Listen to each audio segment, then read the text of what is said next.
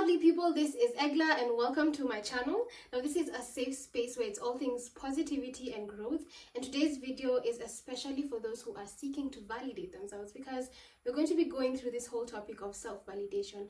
How do you know that you're self-validating, or are you seeking validation from others? So what is validation? Now, according to Google, validation is the act of recognizing, acknowledging, or affirming someone's belief or their actions. And so we now get into the topic of why would you self-validate and why would you not seek that validation from others. Now, self-validation is you accepting yourself, giving yourself those affirmations, and actually accepting some of your own weaknesses and taking them as your own, because you're worth it, and whatever you have, that's you, and you need to actually love yourself, and that way you'll be able to validate yourself. Now, before you even figure out how do you self-validate, we need to figure out, why are you seeking validation from others? What is this that you feel you crave? That's why you're actually seeking it from others. There are so many types of validation, but I'm going to focus on a few of them. We have emotional validation, social validation, achievement validation, and body validation. I think I can just cover those. Emotional validation could be that you're seeking this from other people and you want them to actually affirm the kind of emotions that you're having. And you do need to set boundaries, because it could be that you're upset about a particular thing and they do not quite frankly agree. It could be on climate change and you feel like, I do agree with what, the points being put across on climate change, we're causing this. And then you feel like you're being attacked and you actually want to validate your emotions and you'd want people to actually agree with this.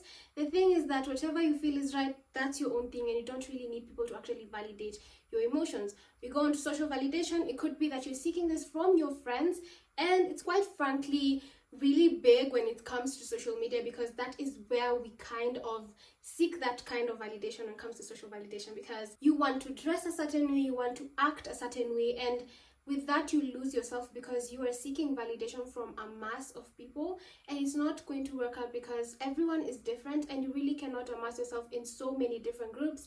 And so that's what it comes all with the social validation type. We go on to achievement validation. This is where you take your achievements too far and you expect to validate yourself through that. Let's say that I'm quite the achiever and I'm getting straight A's. Tapping onto that, I will always bring this up to people so that they can see that I'm really smart, or the fact that I know particular things in life. I am going to always put that as my personality, not even how I am as Eglah. I'm just putting out there, yes, I'm really smart, and you really want people to resonate with that. And that's the only thing that comes quite from you, because you view your achievements as everything for you. You view them as your personality, and you feel like this is how I'm going to validate myself in front of others. And then you go on to body validation. This is where you need to actually validate yourself in terms of your shape, your size, and your structure. And this is because I have seen so many beauty trends where you're being told that being slim is it, being slim thick is it, being thick is this. And we all know that everyone's body type, everyone's structure, their size, their shape is unique.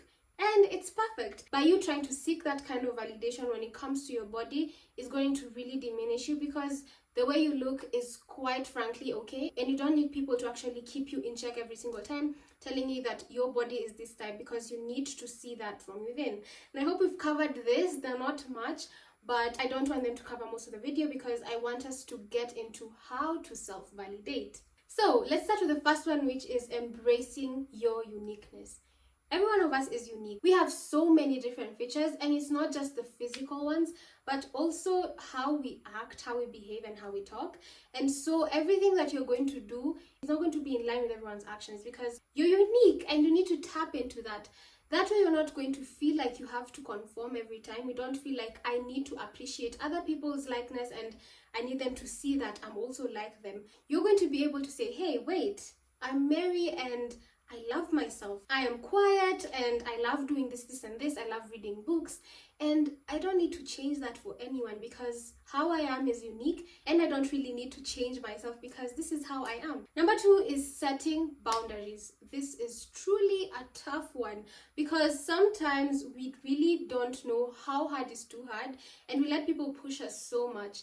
If you don't agree with something, you actually just need to keep your decision that way, because you're going to be pushing it too hard and you're going to be doing so much for other people, and it's going to put you in a place where you're going to seek validation from them. You need to prioritize your mental health. You need to prioritize yourself every single time. If you dislike something, it's okay. And this way you actually become more confident. There's so many things in life that intertwine. I would say something like confidence, validation, they do intertwine, because if you're not confident, it's very hard for you to self-validate, because you're going to be seeing these tiny loopholes and you're going to be saying things like, I don't like my body this way, or I cannot stand in front of a crowd because of this, this, and this. And it all just goes like a domino effect, because there's so many things that come with your whole personality as a person. And I'm going to help with that, so no worries. I think we can do the next video on how to be confident. This way you're really not going to care about these external factors in your life. You're just going to care about who you are, and it's not going to disturb you because of being who you are, because that's what we keep saying. You're unique, just be who you are and you're perfect. Number 3, I think this is my favorite, celebrating your small wins. Every win is your win. And even if it's a small win, you need to celebrate it. Every achievement that you make is truly awesome, no matter how small you think it is. And this is because your small wins actually amount to so much when you just keep doubling them up, because they're going to amount to this very big thing in the end. It could be that you're graduating. For you to have graduated, you probably passed high school, went to graduate in uni, and then you're getting a job afterwards. And you see that this small achievement from when you were in high school was small to you probably, but it amounted to the person that you're becoming. And so you need to actually acknowledge every single achievement that you have, because without it, it's usually very hard to get to the other goal that you're intending to achieve. That's why I usually say that when you're setting goals for yourself, I recommend that you just put them in smaller portions. That way you'll be able to achieve your goal very easily, because you're not going to feel like you're having a burnout, because you're going just step by step. Same goes with your goals and your achievements, and you just need to keep realizing this. I lost count, so I don't know which point we're in, but the next point is stop comparing yourself. I'm being serious right now. Please stop. I have to be harsh when it comes to this point, because you really have to stop. It's going to ruin you. Having yourself comparing your journey to other people is something that you've had people telling you, no, your chapter 1 can be someone's chapter 10. Yes. Now what happens is that when you compare yourself and your journey to other people, you're not going to understand that they have also worked for some things, and you really don't see it. You're just seeing the tip of the iceberg. You're not seeing the journey that they went through as well. And so you might get to a point where you start complaining. Comparing yourself to others brings certain emotions like jealousy. And it's really hard once you get to a space where you're being jealous, because it's so hard to break this. You're just going to be seeing this in a very negative manner. So I do recommend to just focus on your own story. I'll give an example with this. It could be that you're graduating this year. It's something you have hoped for the longest time. You've been working hard on it, and it's finally happening this year. And then your colleague or your friend, whichever, is also graduating this year with you. But here's the catch. They're getting a job that you've always wanted, as far as you can remember, and they're also getting it this year, probably in 2 weeks after your graduation. Now, before you knew about your colleague or your friend, you were happy. You were like, oh my, I'm really graduating. And you didn't have a lot in your mind. You were just so happy for yourself. And then when you find about this thing, you're like, I have been wanting to get such a job. She got my position. It should have been me. You get what I'm saying with this? And you were happier before you found out about this thing. And so once you find out about her getting this position, you start comparing it, and you're like, but this should have been me. And then it gets you to a point where you start getting jealous, and it's very hard to notice this, but it's something gradual. You start feeling some type of way, and this shouldn't be how you are. You should be able to just concentrate on your own journey, because yours is going to come, and it could be such a big thing for you, and you just need to be able to appreciate that you were able to graduate and you're going to get your own thing soon.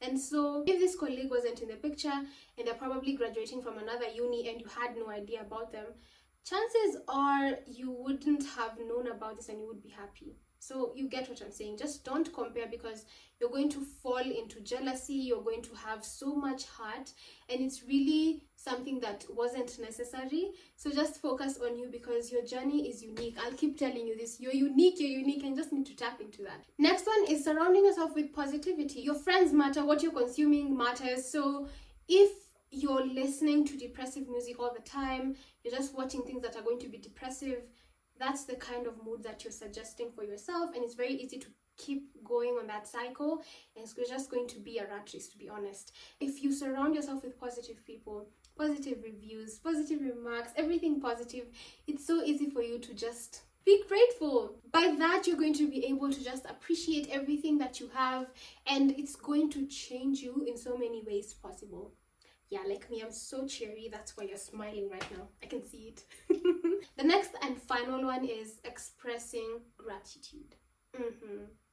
You need to be able to be happy with what you have. You need to be able to be grateful for what you have. That way, if you are grateful with what is little, it's so easy for you to keep getting what is bigger than that little that you had. Now, this will actually enhance your well-being, you being happy, because a lot of things do rely on your emotion.